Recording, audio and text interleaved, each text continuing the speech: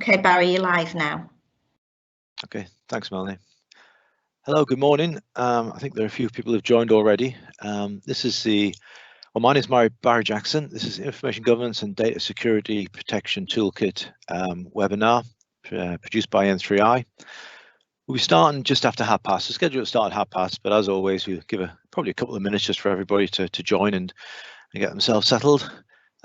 I'd expect us to take about half an hour or so going through this. The format is a very short, well, it's a presentation. There's a slide that I just want to basically go through to give a little bit of background. That'll take a couple of minutes. Then we'll have a look at live at the website itself, just to make sure everyone's familiar with what they need to do. And then we've got two spreadsheets, basically. The first one is a cut down version of all the requirements, or as they're now called, assertions that you have to complete. And then the second one is some of the technical information. And the technical stuff is what's come from our technical team, because as you'll have seen, if you've had a chance to look at your toolkit requirements, there are some that it actually says in there you need to answer a technical question, and it says you need to speak to your IT provider to get the answer. Excuse me. So we have actually put that together for you, and there's a spreadsheet essentially, which is the pack that has all of that information in to answer the technical questions that you're going to need. So we'll run through that as well, and that's us really. Hopefully that'll give you all the knowledge that you need to be able to complete the toolkit. You may need to take a couple of actions from it, but there are things such as if there's a requirement for you, there'll be a template that's available for you. And then the final thing I would say is everything that we talk about this morning, the actual presentation itself and the spreadsheets, we'll put onto our web portal, and you can access them at your leisure. I've put the link in the chat discussion sort of forum thing already to our web portal. I'm sure you're hopefully familiar with it, but we'll have a quick look at that as well once we get started.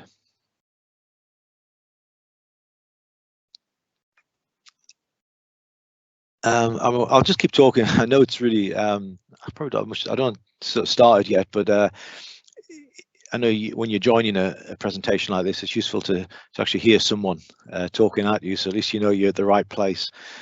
So although we haven't started yet, I'll just keep waffling on with a few things.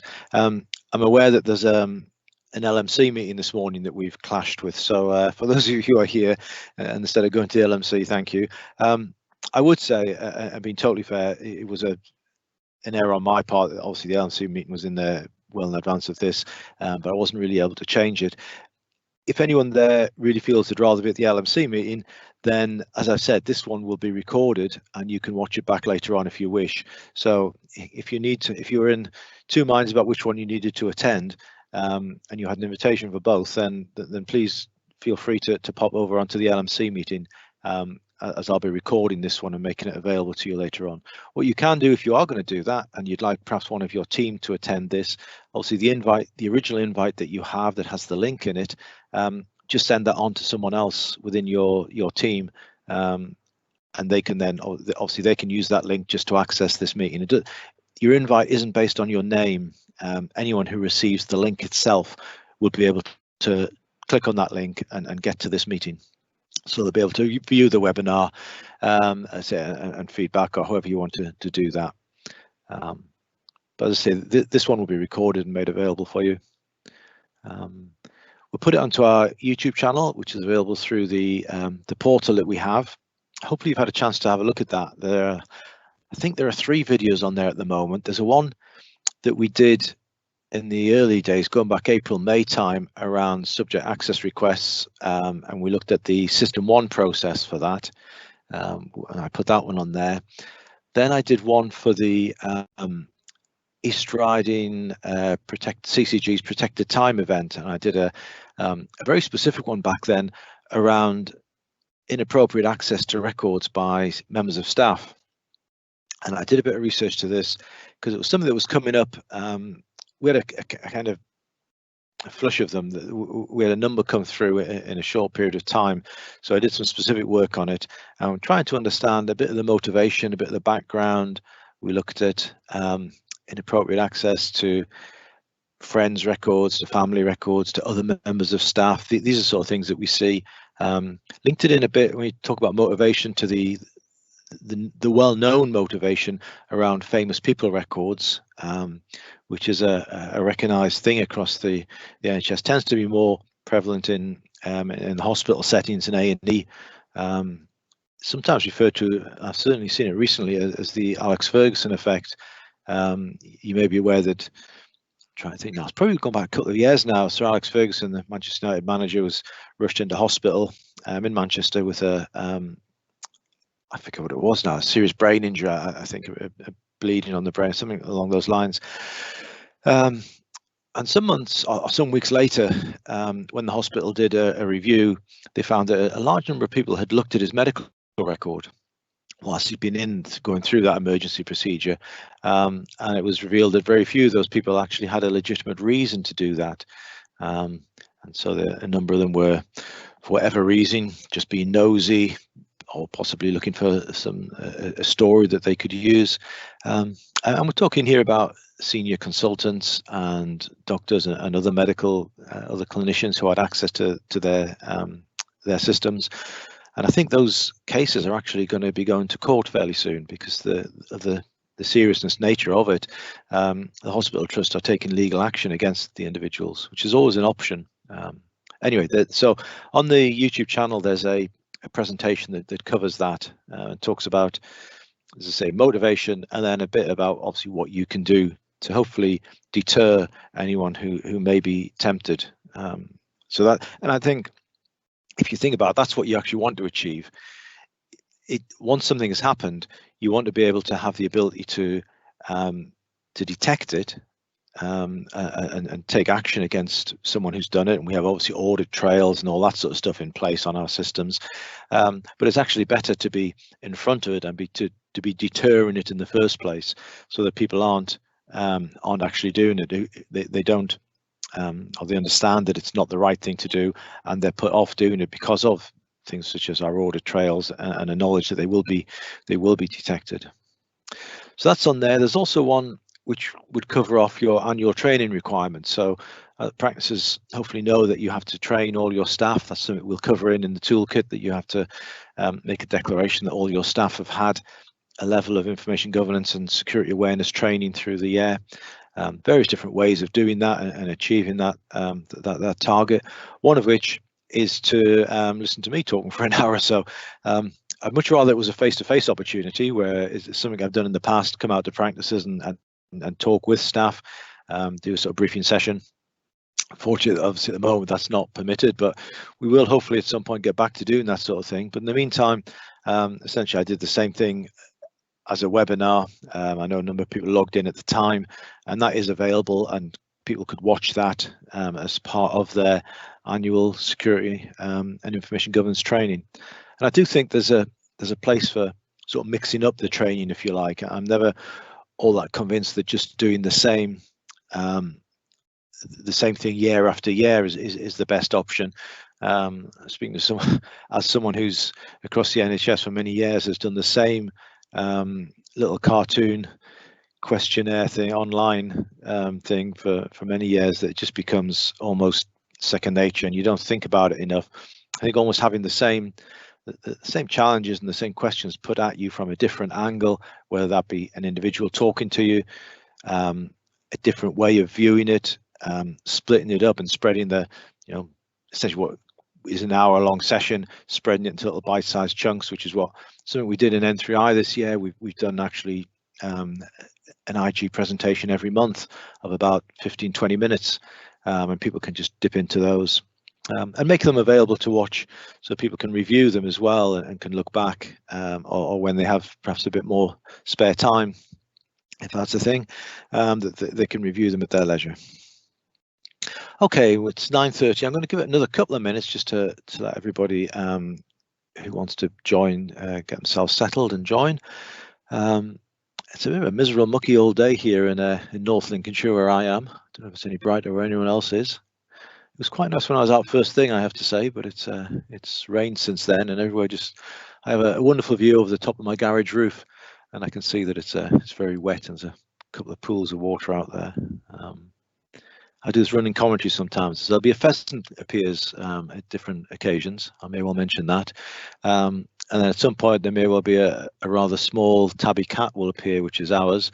If it starts shouting at me, I may need to actually stand up and open the window. It has this way of getting back in the house whereby it jumps up onto the garage roof, then up onto the conservatory window, which is quite high up, and then just shouts until eventually someone opens the window and lets it in. So, but at the minute there's just a few mucky pigeons.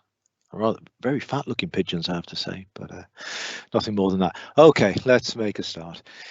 So yeah, I've been waffling on for a bit, but I'll just quickly recap what I've been saying. My name is Barry Jackson. Welcome to everyone who's here this morning. We're going to look at the Data Security and Protection Toolkit this morning. We've got a very short presentation. We look at the toolkit live online. Then we've got a couple of spreadsheets that we're going to work through, which have all the assertions on there, and basically talk you through what you need to do, what the requirements are. As I mentioned earlier on, I apologize for the fact that it was my fault that I've arranged this at the same time as there's a practice managers meeting on with the LMC. If anyone who's on here now thinks we're a bit torn at the time and thinks they'd rather be at the LMC meeting, what I would say is this meeting is going to be recorded and will be available on our YouTube channel. So if you need to drop off and go to the LMC one, I won't mind too much, and this one will be made available to you. So you can always pick that up. But for those of you who are staying with me, we'll make a start. Melanie, if you can put the presentation up, please. Okay. Okay, Barry, it's live now, your presentation. Thank you very much. Okay. Well, there you go. You've stopped seeing me so much and you've seen another picture of me. Yeah, let's make a start. It's not the 29th of September, is it? That's okay. I need to change that. You can tell I've reused this from a previous presentation. So let's do some very basics and look at some where this all comes from. So the Data Security and Protection Toolkit, formerly known as the Information Governance Toolkit, it's an annual submission required by all practices. Requirement is across any organization that processes NHS data, essentially patient data across the whole system. So all organizations have to do it. It's the annual submission. Some organizations, as you'll see in a moment, actually need to do more than one. So obviously I'm talking to you guys just as practices, and I'm talking to you from your perspective. So it is not for you guys, it's an annual submission. For larger NHS hospital trusts, they also have to do a mid-year, what they call a baseline submission as well. So if you hear that term about a baseline submission, it doesn't apply to you, but it does apply, say, because the toolkit applies across all sectors. It applies to the likes of pharmacies as well, so all the pharmacies have to complete this. And any organisation contracted to provide services that are at patient level would generally have to complete a Data Security and Protection Toolkit submission. The slight difference here is if you're part of a group or operated by the NHS. So the submission mirrors the legalities around the use of people's personal data and things such as the way that the Information Commissioner's Office views organisations, and it looks at the highest legal entity, if you like. And this is a term that we use, and it's becoming it doesn't always quite fit. I have to say that when the way that things change. So as a good example, PCNs, you're all very familiar with what a PCN is, and practices are starting to get into them. PCNs are not at the moment legal entities. You need to have an actual, or the majority of them aren't. I know there are one or two exemptions, but the majority are just groups of practices that are working together. You need primary legislation to create an NHS organisation, and PCNs aren't there at the moment. Same applies to the ICSs, which, as you know in the recent white paper, is probably where CCGs are going to merge into. So these, not all organisations are proper formal legal entities. However, some are. Some of the groups that are involved that operate a number of GP practices, and they're managed essentially at a group level, and the legal entity sits at that group level. The same applies to a number of GP practices that are operated by NHS organisations. So Humber FT, for example, I know operate a number of GP practices, and again the legal entity is that highest NHS organisation. If you've got any queries about this, I'm happy to have a look at this if you're not sure sort of where you sit. For the absolute majority of people, for practices, you're going to be required to do one. But if you're part of a group or operated by the NHS, it may be that it's done at the higher level for that. What we would ask, if you're operating a GP practice and you're not doing a submission, because of the way that NHS Digital and the NHS work, they have essentially a database, I guess, of all the GP practices, and we can look at that and see, okay, these practices have done their submission, these ones haven't, but that doesn't necessarily link back up to the legal requirement bit. So if you're not submitting an assessment because you're part of a group or you're operated by someone else, when you go into the toolkit, you'll probably still be able to access the toolkit. Your practice details will still be there. We'd request that you advise NHS Digital of the fact through the system that you're not going to submit one because it's been submitted on your behalf by your bigger legal entity. Hopefully that makes sense. If it doesn't, I'm not going to labour the point too much further. If it doesn't, please just give us a shout if you have any concerns about how that works. The deadline for the assessments, as the RG toolkit used to be, always the end of March. So it's an annual assessment, fits in with the financial year, and the deadline would usually always fall at the end of March. Obviously, last year, end of March, incredibly busy, a lot of things going on with the pandemic just starting. Therefore, the requirement to submit by the end of March was extended through to September of last year. So it ran from April through to September, and they give us that extension. I know that all practices submitted it, which was fantastic. Again, going back to the NHS Digital bit, we're able to look online and see who has submitted the assessment. We were able to do that last year, and we saw that everybody submitted it. Some practices did it in March anyway because they felt they had the resources available to do it, and they wanted to keep this sort of timeline going. Others took the extension and submitted around the September time. So what that means that the current in-year submission period runs from September, and they've said it'll run up until June. So for the current year, or for the current submission window, it's from September through to June. And you can see, obviously, the reason for that is that the next year we anticipate will run from June through to March to get it back in line with being an annual assessment due in the March time.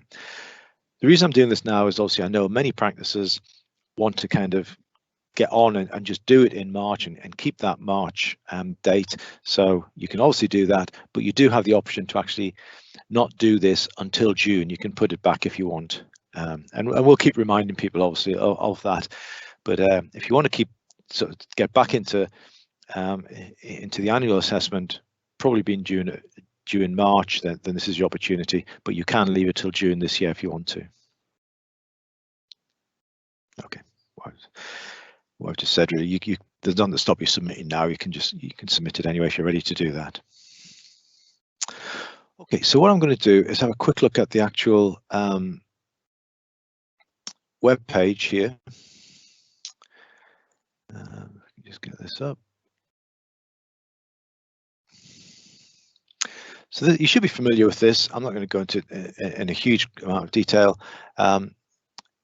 This is what the web page looks like. When you log in, you'll see this. This is more about the terminology. So as I talk through it, I can't take you through it like this, if you like, because I don't have access to a GP practice submission, and it will be different to the one that I have. So this one here is my N3i submission, and as you'll see in the next bit when we go onto the spreadsheet, you actually get a different view of things. So you have different assessments to complete. Therefore, I say it would be no point in me taking you through this because it will be different to yours, but the look and feel of it will be the same, hopefully. So this tells you how the system is split up into the 10 areas. And this is the first assertion here talks about confidential data. It requires you to have senior ownership and so on. It tells you if it's mandatory or not on here. You click on there, it'll give you a bit more explanation. Put your answer into there, put some comments and save, and that's it. Once you've done that bit, you tick here to confirm that the evidence is correct, that you're happy with it. And once you've done that little bit on all of the assertions that you complete, you should go back to here, and your standards on here will now say standards met. The terminology here has changed. Those of you who are familiar with doing what was the Information Governance Toolkit, the terminology now is that what used to be requirements are now assertions.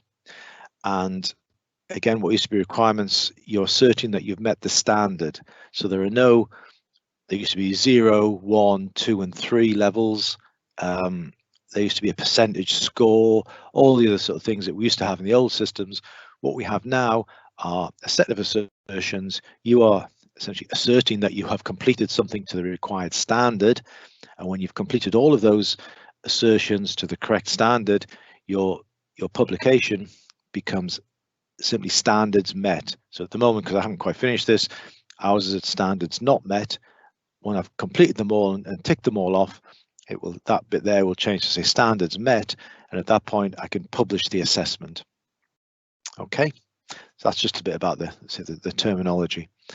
So on here, there's a couple of other things. So on the front page here, now I was going to show you first, organizational search. It's important to remember when it talks about publish, that this is a publicly available system. So all of your scores are available to publish. So this is an open website. I haven't gone on any intranet or anything like that here. This is a standard website that anyone could get to. You can do an organizational search on here, and obviously click in there and it'll bring you up any organization.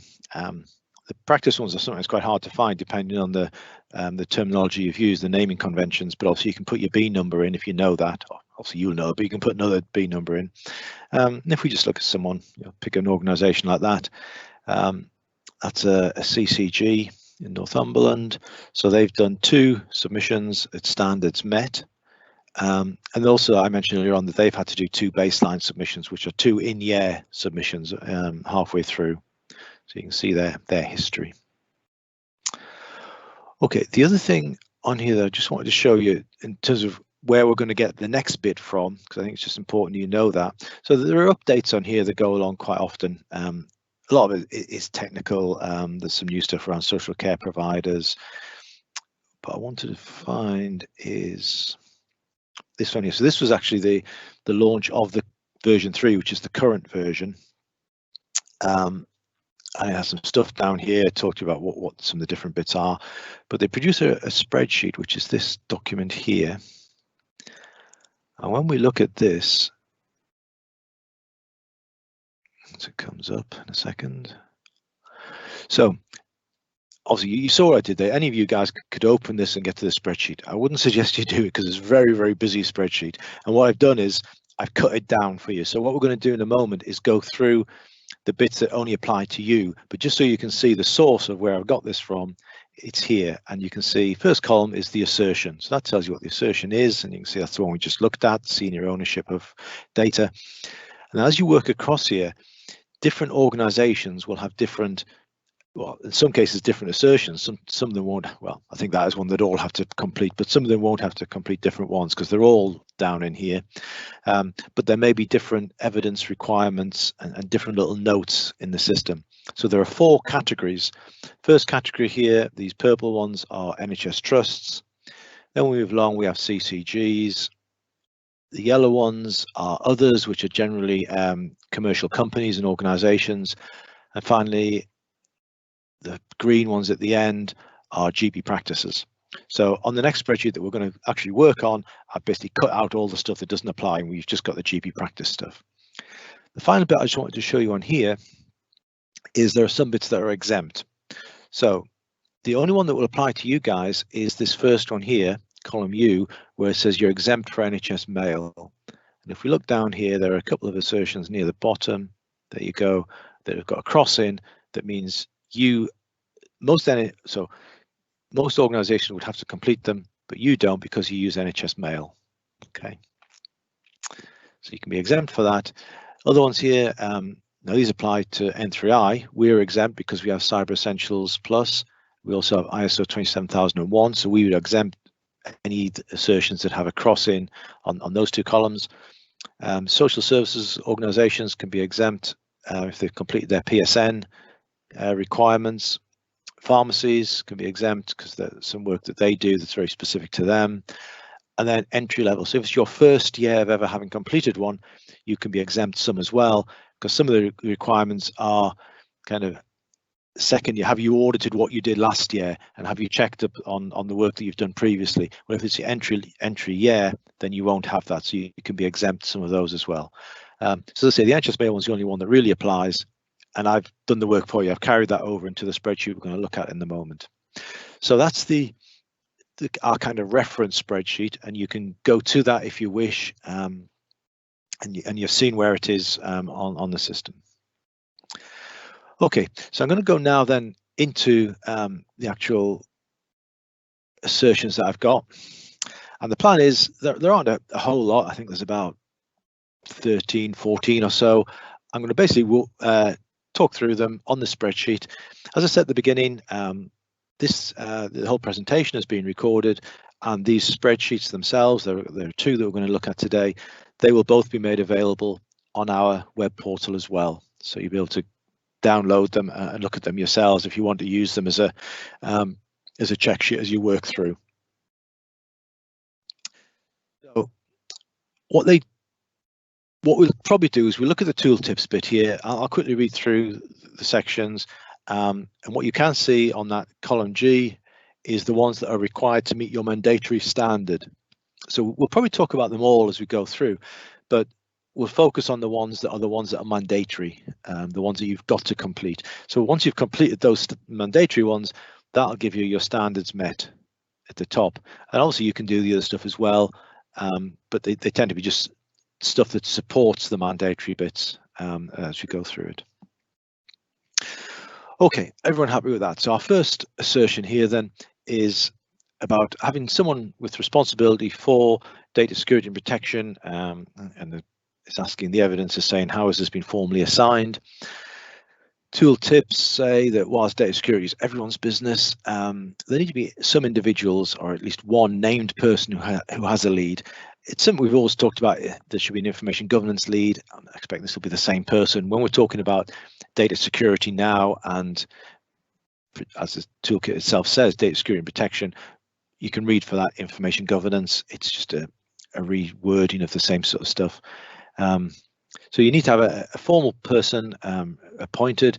Generally, there'd be a requirement that's included, the responsibilities included as part of their job description, or at least perhaps noted in the minutes of a management meeting, as it says, or an email saying, there you go, you're it. So that's a requirement. It says that your organisation should also have an additional specialist role, for example, a data protection officer. In many cases, that's myself. I do the role of data protection officer for a lot of the practices, but you should have one. If you don't have myself through N3i, then you must have a contract with another organisation to provide a data protection officer. So once you've got essentially that's the stuff you put into the assertion bit that we looked at earlier in the system itself, and that's a mandatory requirement. This one here talks about policies. Okay, we've been doing this for 20 years, guys. If there's a practice out there that doesn't have a policy on this, then where have you been for 20 years? Really, if you don't have an appropriate approved security data protection policy, I would suggest Google's your friend there. 90% of practices, if not more than that, will have them. And also, as we're going to see in a moment, you're encouraged to leave them online, which makes it great for those of you who haven't got one. You just quickly look at someone else's. Let's not reinvent the wheel here, people. A data security and protection policy is a data security and protection policy. There isn't too much you can do with it. I would suggest that you try and have a single policy that brings in all of the stuff around data security, data protection, data quality. It talks on their records management. That's a requirement in a moment we'll talk about. Smart cards, registration authority, Freedom of Information Act, network security. Put all of that into a policy. Try and make it readable. Try not to make it too big. Try and get staff to be able to look at it occasionally and understand it. But it's also there to help and to reinforce things that when things go wrong, and let's be absolutely honest with each other here, policies tend to be looked at when something goes wrong. As I said, last year we had those cases of inappropriate access to records.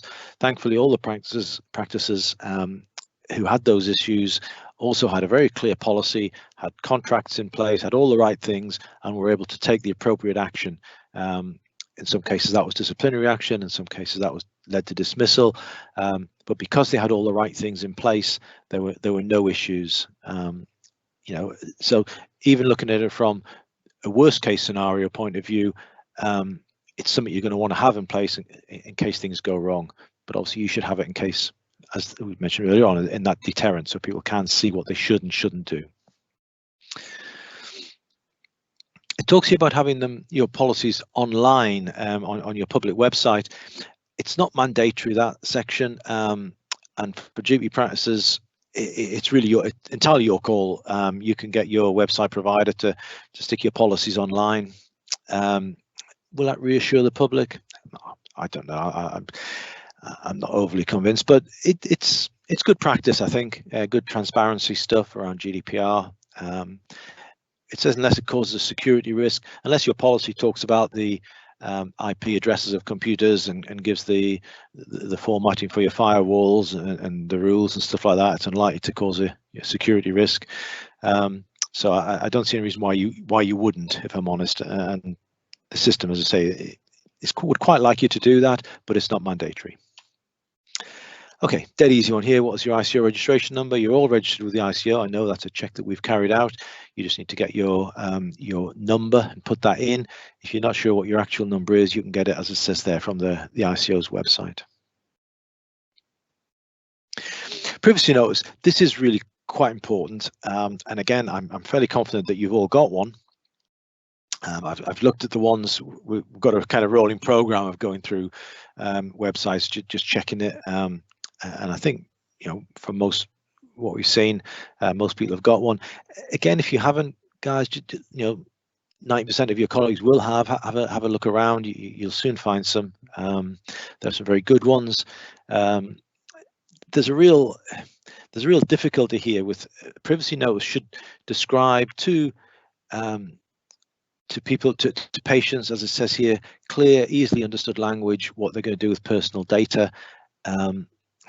The difficulty is, and I remember talking with people about this in the past, one of the practices did a very good, or it was a CCG, sorry, who did one on behalf of a practice a couple of years ago when this requirement first came out, and they got up to about 36 pages. And I said, is that clear and easily understandable to the average patient? First of all, the average patient isn't going to read 36 pages. But the other argument is, the NHS is a complicated system. And if we're going to cover off all the ways in which we use people's personal data, it's going to be a large and complicated document that does that. So there is a tension there between two different requirements, really, making it clear, easily understood, and also ensuring that you cover off all the complexities of the way the NHS uses people's personal data. Anyway, you're required to have one, obviously, and that's the key thing. Published on your website, I'd suggest. The one thing I've noticed, and I know that there are a very wide range of different organisations that produce practice websites. N3i do a number of them. There are a number of commercial organisations, and I say there are lots of different options for you to have. There's sometimes, and I've seen this, a difference when you go onto someone's website between their privacy notice that the website producer put on for things like the cookies and how they use your personal data from a website perspective, and the privacy notice, which is something different. And certainly in recent weeks, I've seen a couple where when you went onto what was the website's privacy notice, it was actually, there was a mix-up between what was meant. So just have a quick look. If you're going to put it on your website, just make sure that it's easily available and can be found, if you like. There's no point in just doing this for the sake of doing it. If you're going to do it, make sure it's available. And finally, as it says bottom, there is an example there that you can go on to find it. And so obviously, because you can get these documents later on, you can have a look at those as well. But I suggest, as I say, most practices have got this already. Does your organization have an up-to-date list and the ways in which it holds and shares different types of personal information? Okay, so two things are required here. One is an asset register, an information asset register. It doesn't have to be massive. We've got examples on the web portal of a couple that we've done. Organizations like hospital trusts and CCGs, this is the biggest thing they do in the whole system. They're absolutely massive. Some of the hospital trust ones, all the different systems they've got. Yours will be more straightforward, but it is a requirement. You should have some sort of, probably spreadsheet is the best thing, that just lists the different types of data that you hold. Remember, you're looking at, as it says near pay slips, so you're looking at your staff data and patient data, stuff that you hold outside the clinical system, and where you hold it and how it's looked after. So that becomes your information asset register.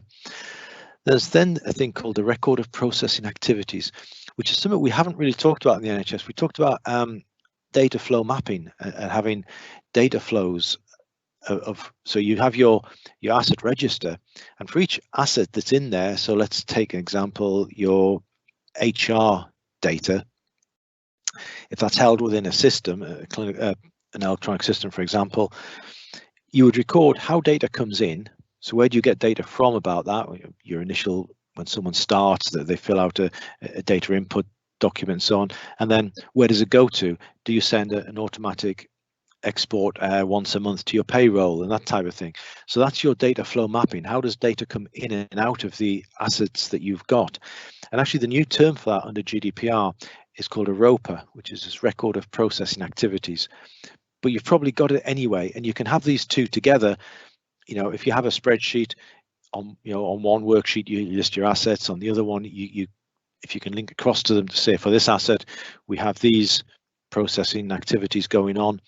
And again, there are some good examples there, and we have some examples on our web portal. This is probably one of the biggest things, that an actual activity that you may need to look at doing, and it is very important that you have that asset register and the activities, processing activities that go around that type of the different assets that you've got.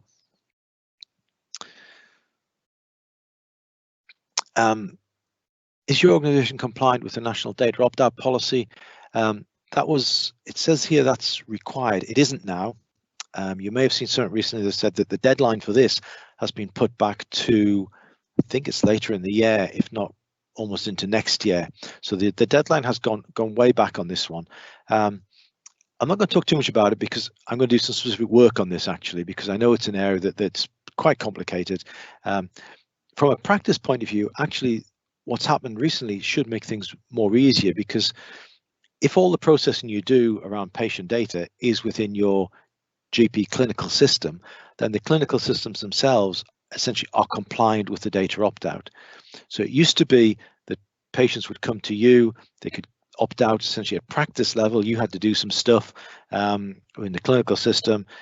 What happens now is that patients opt out centrally, and there's a central register of patients who have opted out, and your clinical systems kind of check back with that central register. So every time someone needs to do a data extract, or something happens within your clinical system where data is going to be used in a certain way that would fall into the data opt-out, the system itself will check back with the national register of people who have opted out, and therefore it's doing the work for you. It will ensure that that person's opt-out is respected.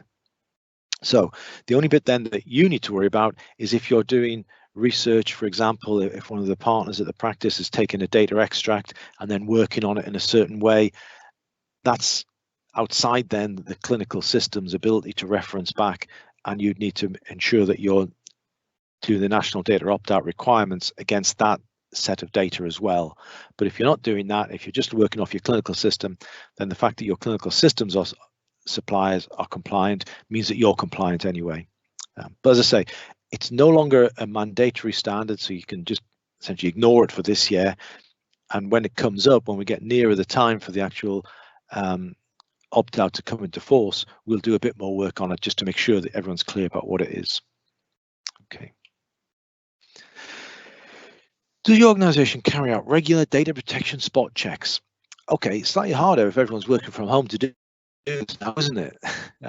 Actually, it isn't. You just got to be a little bit more, think about it a little bit more. And I know I've gone through with some CCGs around, how do we do spot checks when everyone's working at home? You can do spot checks on other things than, are they physically sat there with stuff spread out around their desk.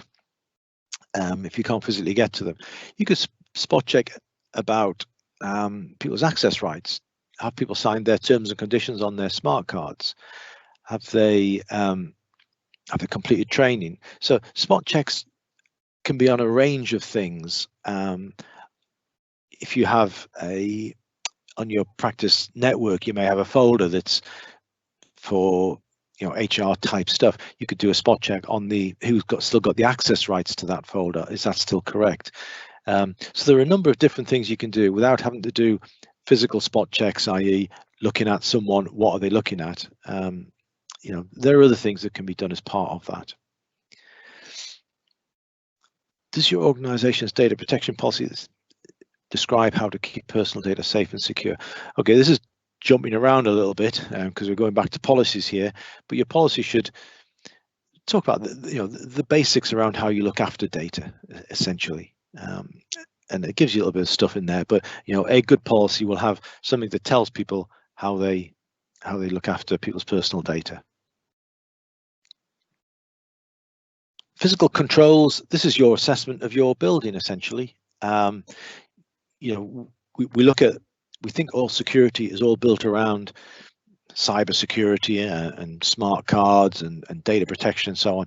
But actually, one of the biggest parts of it is what's the physical controls around the building. So if you start from the out working in, what's the building profile at night when it's all locked up and alarmed and all that type of thing. And that will differ between the type of building and predominantly between its location.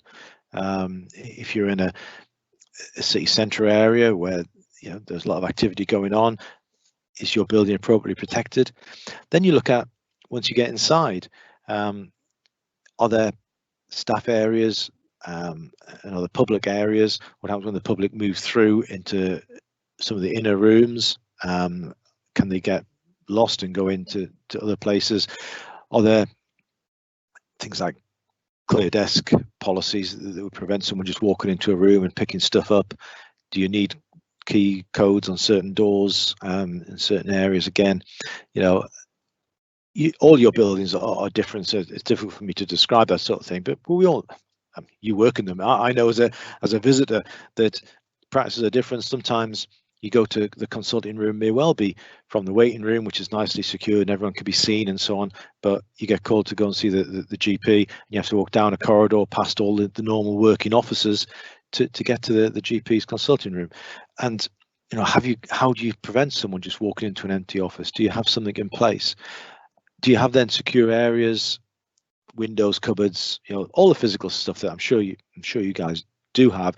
This is just kind of prompting you to have perhaps a little review, perhaps a quick, and it says in there, high level review, perhaps just have a quick walk around, just see, have we got all this right?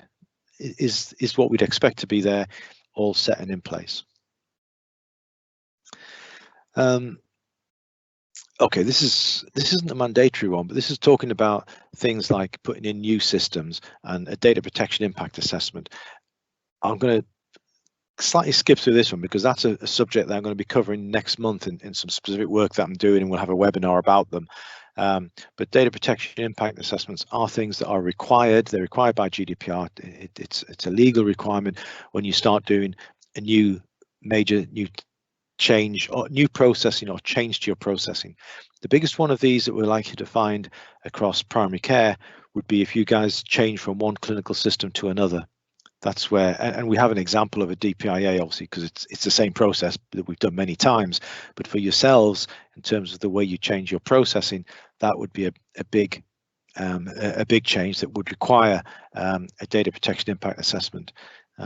The example it gives on here is actually not a bad one either. If you install CCTV, again, you should have a DPIA for that. Just to setting out the risk and so on. Like I say, it's not a mandatory one, so don't worry too much about it, and we'll be doing some stuff around that later on in the year. Again, these aren't mandatory ones, but it talks about any risks that come through a DPIA process. How would you manage those? Well, actually, the process itself would talk about that. When you complete them, if you identify any risks, you have to have a control or a mitigation around them, or they could be accepted. We can't eliminate risk from our systems. You accept a certain level of risk. And it says that you should publish them redacted if necessary. That's fine. Destruction of records when they're no longer required. Probably not a huge issue, I wouldn't have thought. I guess you'll have contracts in place with organizations that do this sort of thing. I think we're probably hopefully way past the era where people would have perhaps just stuck stuff in the bin and you know, falls out the binman as he's chucking it in, it loses all the paper and it blows off in the wind across the car park and that type of thing. We'll kind of say hopefully that we've gone past that. So it's not mandatory, that one. Records retention schedule. I'd suggest using the NHS one. You know, how long do you keep records for? It's all set out in there. The code of practice for health and social care lists every type of record you could possibly imagine and tells you how long you should keep it. So I suggest that you, going back to your policy, you just make reference to it in there, and there you've got one. But then also have a look at it and make sure that you're following it as well. The sort of things, you know, your big things like your clinical record system keeps a lifelong record of everyone, which then once a person's deceased goes to the PCSC, who keep it for another 10 years, all that sort of stuff. It's thinking about other littler ones, like we mentioned CCTV there. If you have CCTV, how long do you keep the images for? Do you even know? Have you thought about it? Have you asked your supplier how long the images are held for? And that's something which should be in your policy and your privacy notice. Telephone conversations as well is another one. I've just mentioned that because it came up just last week. We had an issue with a patient who'd gone to practice and said, okay, they want all the recordings of their telephone conversations. You know, and it's not until you get that request you think, oh, how long do we keep them for? Do you need to keep them as long as? And my main question there would be to ask your system supplier how long the system keeps them for, and then have a thought around, do you need them to be kept for that long? Okay. Moving on. What have you got here? Okay, you don't need to do it unless you want to have a go at doing that. The top 3 data and cybersecurity risks in your organization. It's a bit of a finger in the air type thing, but have a thought and put three responses in there and see what just essentially that's just might be a little useful exercise, because actually if you think of those 3 risks, what could you put in place to mitigate them as well anyway? Okay, we're getting to HR stuff here. Do you have an induction process that covers data security, protection, cybersecurity? Obviously, all new staff coming in need to have some form of induction to describe to them, set out the requirements, confidentiality, all that sort of good stuff. That's a mandatory requirement that you have that one in place. Contracts, clauses in contracts. Again, hopefully that shouldn't need too much to be elaborated on. That should be fairly straightforward.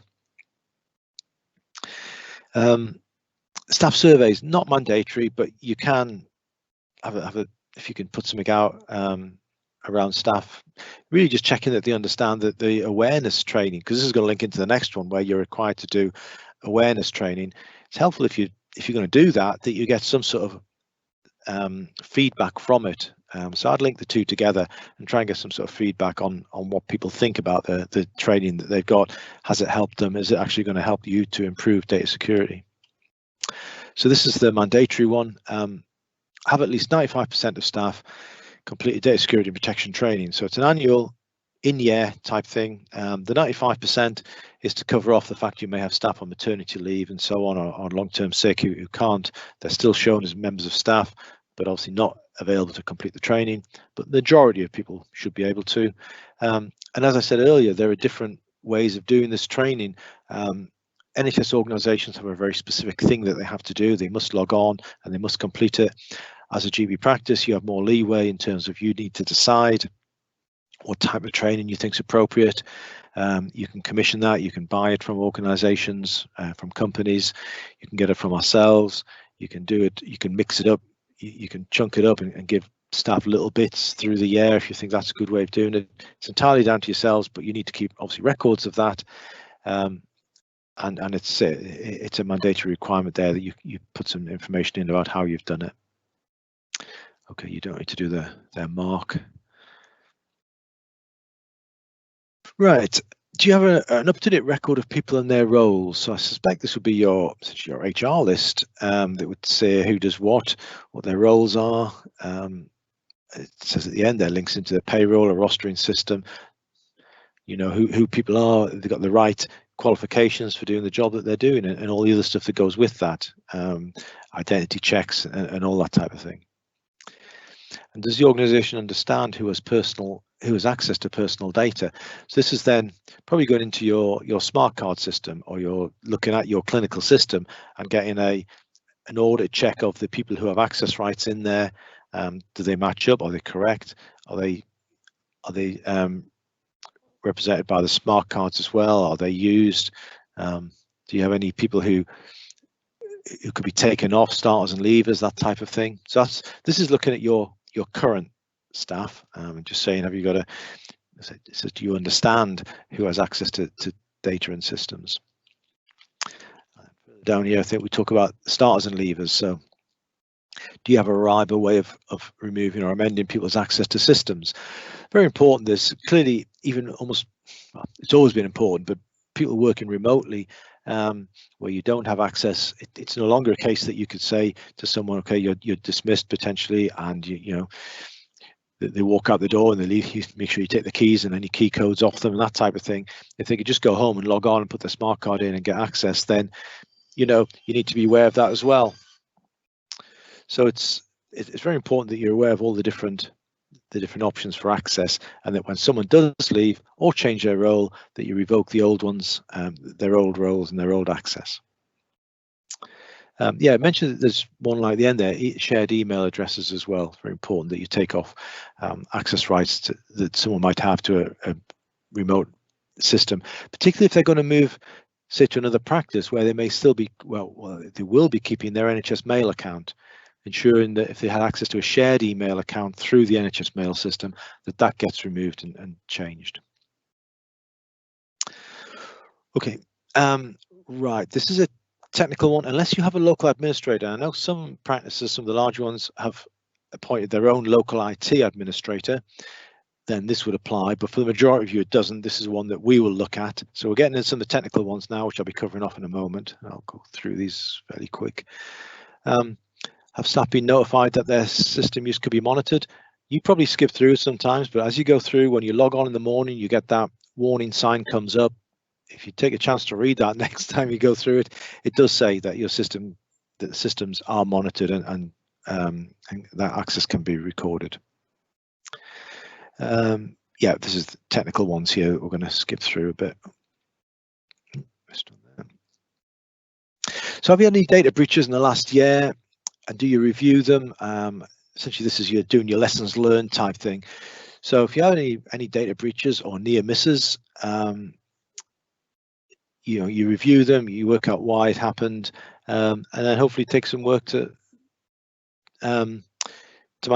mitigate that, to say, okay, well, this happened, but if we do this, hopefully it'll reduce that. So you cannot remove risks. So just because something happened when someone was working at home, potentially, you couldn't say, okay, well, let's stop people working at home. Your response needs to be proportionate to what happened, but also in line with a proper risk assessment, which says you probably can't reduce risk, but you can put in certain controls that can, sorry, you can't remove risk, but you can reduce it by putting certain controls in place. Right. This is about incident and incident management and stuff like that. So we'll go through this very quickly because this isn't mandated. This one is, so you've got a data security and protection breach reporting system, so that when systems happen or when incidents happen, you know how to report it, and hopefully you use the toolkit itself. So hopefully you know that within the toolkit you can report an incident. As you do that, the system will ask you loads of questions. It takes you through step by step. When it gets to the end, it'll tell you whether it thinks the incident you've had is reportable further, i.e. to the central NHS or to the Information Commissioner's office. And if it is, then you simply kind of click that button and it will report it for you. And certainly the Information Commissioner's office has said that that's how they want all incidents from the NHS and from primary care to be reported through that system, rather than reporting to them kind of directly, if you like. It is direct, but they want them to come through. So obviously you just need to be aware and also use it if it comes up. Staff should know how to report data security and breaches. in the event of a data breach, lessons learned and stuff like that. You know, that needs to be put in place. Then that's just checking that you've got processes that do that. If you have a data breach, it says here, were all of the individuals who were affected informed? So there is an assumption that you would inform everybody of a data breach, everyone who's involved in it, or certainly whose data is involved. But when you go into it a little bit more, it's not an absolute that you have to. And I know I've been involved in a couple of cases this year where we took the view that we wouldn't, and that we didn't do that. But they're quite complex areas to look at. And I would say if you get to this stage where you've had a data breach and you're looking at informing individuals and so on, ensure you read, there's a guidance there about it, and you know, give me a shout and we can talk it through. But it can be quite complex, and the requirement here on the assertion is that you know how you're going to do it, and you know what you will do. Right, technical stuff here, antivirus stuff, we'll cover that in a second, and encryption, malware, software, we'll be covering that in a moment. We're nearly through this. What we've got here. Have you any repeat data security incidents? So still looking at those, but that's not mandatory. But that is looking at, you know, if you're getting repeated incidents of the same type, you know, essentially why is that happening? Business continuity plan. You should have something that covers what you do in the eventuality of a power cut, phone lines, computer breaking down. As it says, various things there. Again, a fairly general thought around this. You can do mutual assurance plans. Obviously, systems we have, such as EMIS and System 1, major clinical systems, can be accessed from other locations. We have done this in the past where we've had practices that have been flooded out, or where there's been major power problems. You know, the CCG and ourselves will be able to assist you with a lot of this, providing additional equipment. I remember a couple of years ago we stripped out our training room and gave it to a practice so they could work in a new area when they had a really big issue. So a lot of the business continuity will be covered by support from the CCG and from ourselves, but there are obviously you'd need to look at some of the things at a local level that you would need to put in place.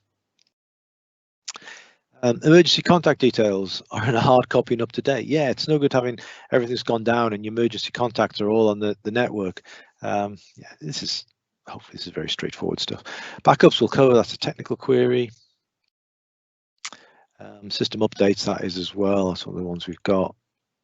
Head of IT, yeah, technical stuff, we'll do that in a second, as is that. And I think on this bit, yeah, encryption is again one of the technical queries that we've got.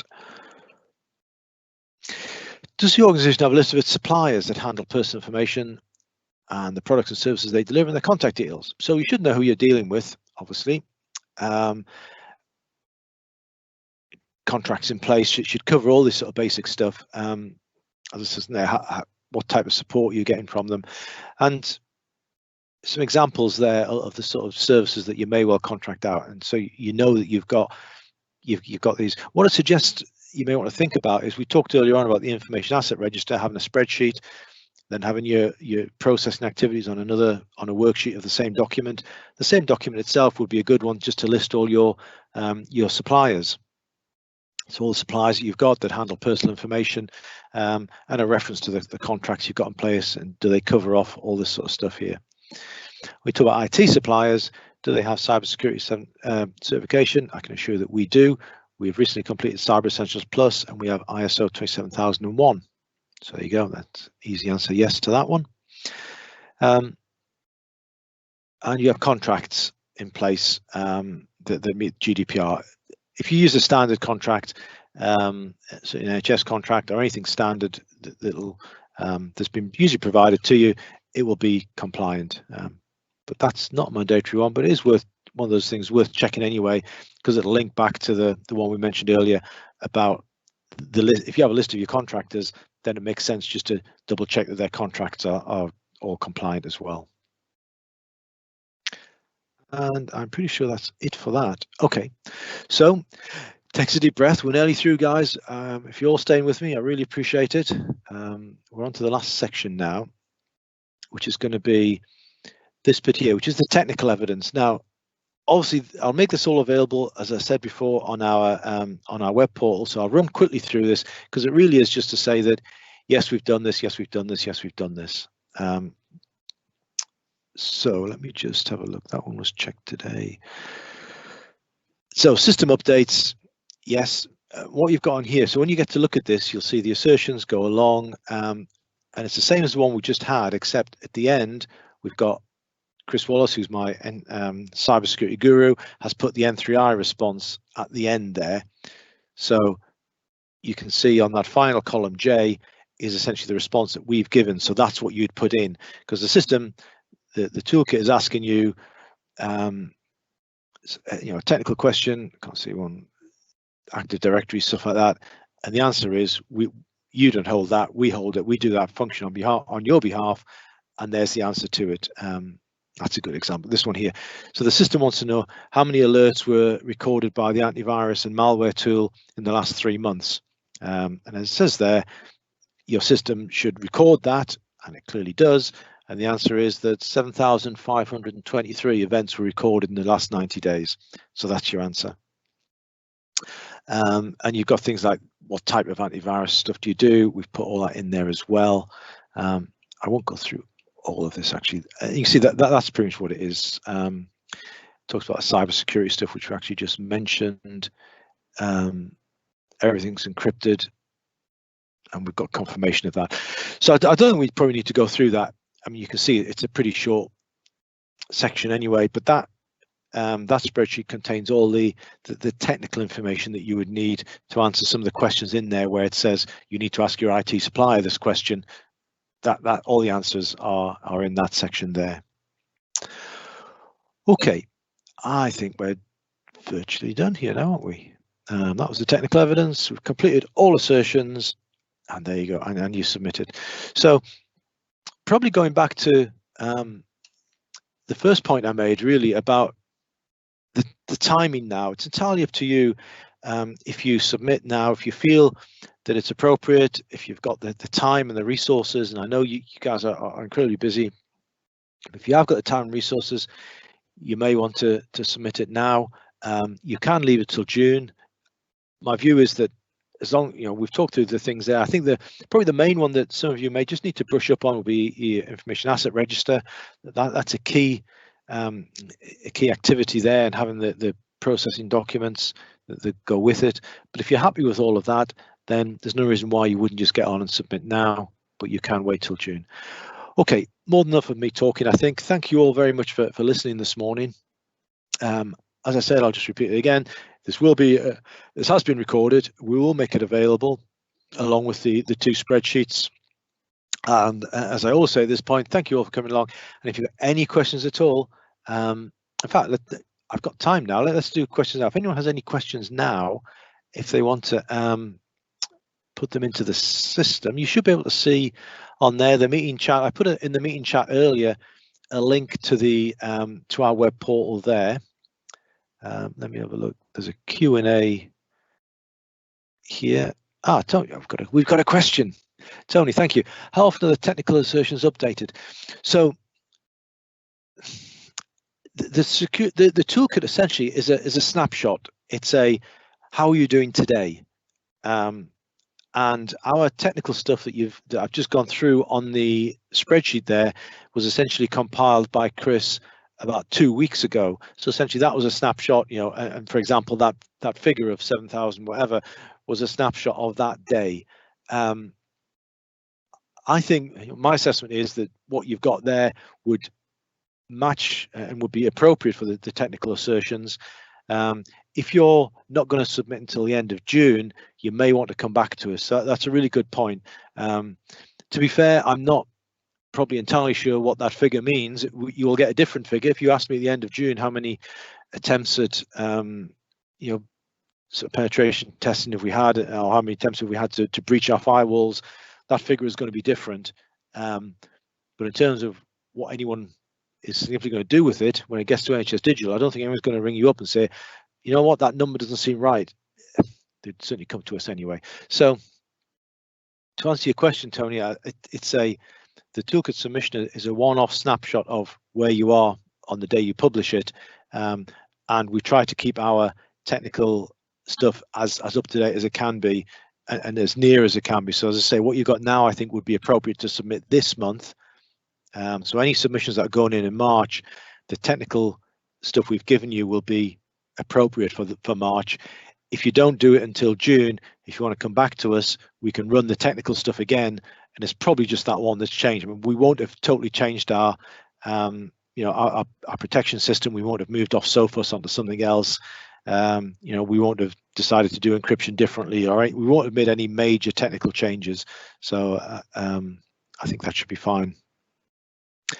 Okay, if anyone else has got any questions, if they want to pop them into the Q&A there.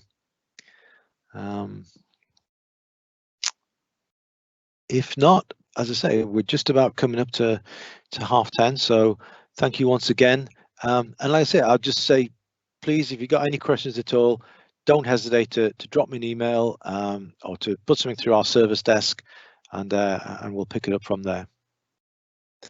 Okay, I think we're done. Thank you very much, everybody. Thanks, everyone.